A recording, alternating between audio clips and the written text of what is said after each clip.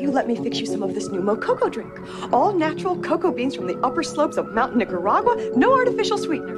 Do I really need this? Does it add value to my life? I like to think that I don't let my emotions mess with my financial decisions, but it turns out that that's physically impossible. Raise your hand if you've ever looked around your living space and thought, where did all this junk come from? Maybe it's the pile of clothes in your closet that somehow never gets any smaller, no matter how much you declutter. Or the random knickknacks and souvenirs you've collected over the years that seem to multiply like rabbits when you're not looking. Heck, maybe it's that drawer full of tangled chargers and cables that you'll swear you'll organize someday. We've all been there, right? It's like our homes are slowly but surely being taken over by material possessions, and we're just helpless bystanders in the process. Speaking of material possessions, have you ever thought about how they might be influencing our spending habits? It's kind of crazy when you consider some of these statistics. The average American home size has grown from 1,000 square feet to 2,500 square feet over the past decades. That's a lot of extra space to fill with, well, stuff. And get this, the personal storage industry now generates over $43 billion.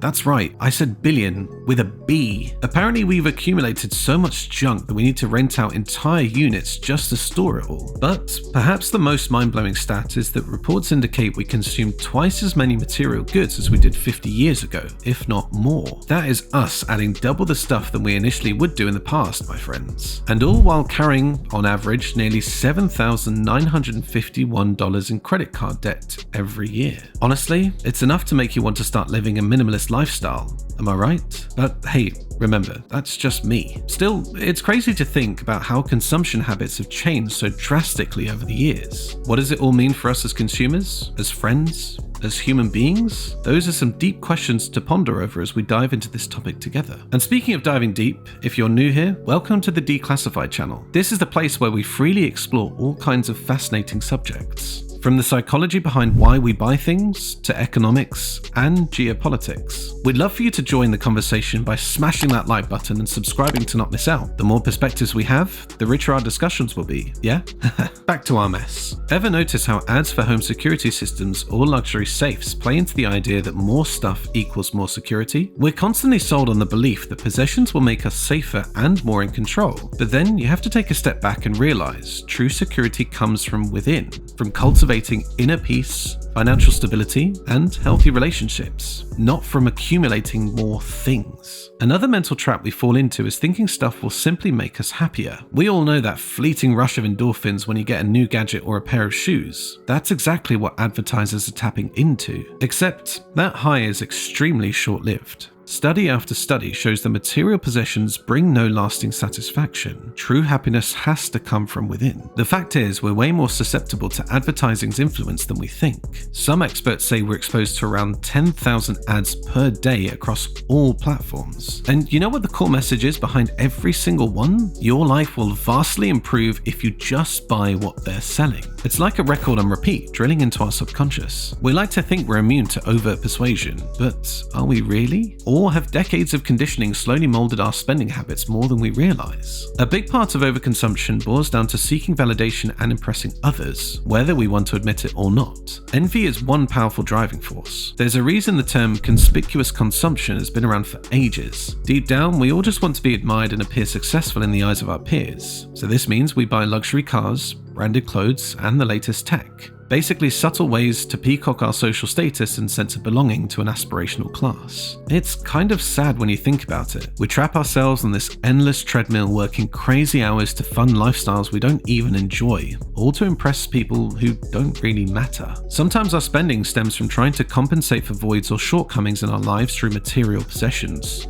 It's a temporary band-aid, nothing more. We mistakenly look for confidence boosts from the clothes we wear or the car that we drive, but those never fill the holes left by loss, loneliness, or heartbreak. True self-assurance has to come from within first. All the stuff in the world can't bestow that if you don't have it already. Then there's the elephant in the room, the selfish, greedy impulses that often drive consumption, whether we want to admit it or not. We like to think we're a generous, community-minded folk, but if you look at human history, there's ample evidence of our species being hardwired towards selfishness. Just look at the rampant overconsumption destroying the planet's finite resources, all for the gratification of a few billion individuals' materialistic wants and needs.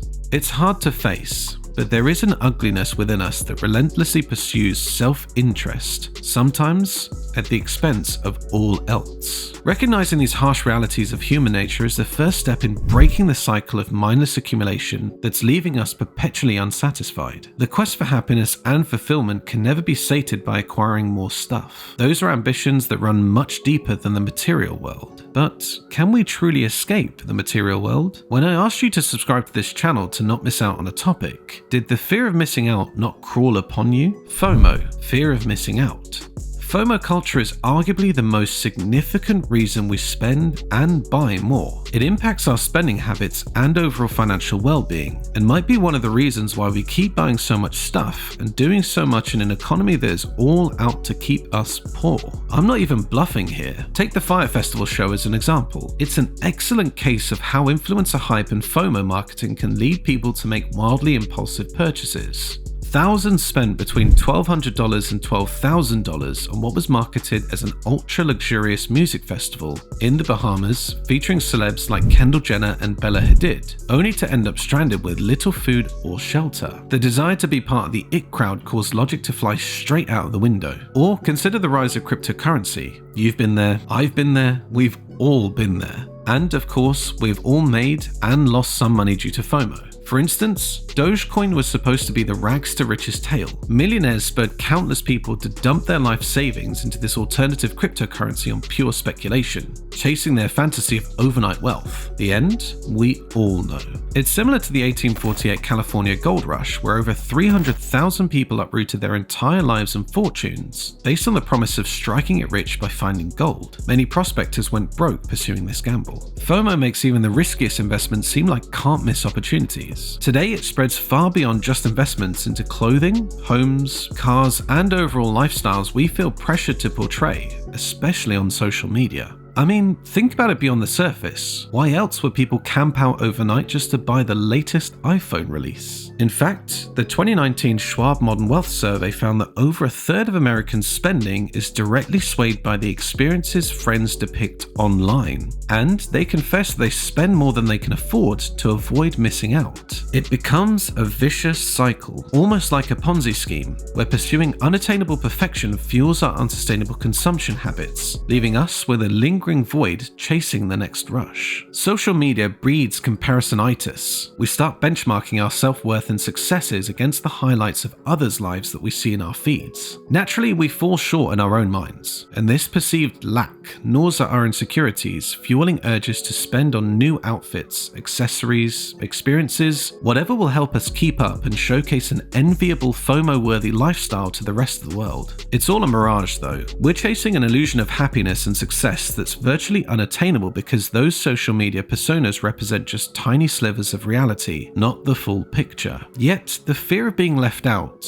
looking unsuccessful, or feeling inadequate compels us to spend, often recklessly in pursuit of that filtered fairy tale existence. We take out loans, go into debt, and work grueling hours, all to buy things we don't need, with money we don't have, to impress people we don't even know. It's a paradox. We overconsume in search of status and fulfillment, yet that very overconsumption drains our wallets and prevents us from achieving true financial security and peace of mind. Corporations leverage this insecurity, promoting new IT products and services as essential for inclusion, winning the battle before it even begins. At the end of the day, FOMO is really just nothing. However, recognizing that is half the battle in breaking the cycle of compulsive consumer spending it breeds. The companies peddling the latest tech, fashion, or experiences, they have an entire marketing team dedicated to studying our thoughts and identifying those deepest insecurities to exploit. It's both brilliant and disturbing how effective their tactics can be. They persuade us with status, success, and popularity, and relentlessly reinforce that we can only attain them through whatever they're selling. It's a continuous cycle of creating perceived needs that don't actually exist. We're made to feel hopelessly out of the loop,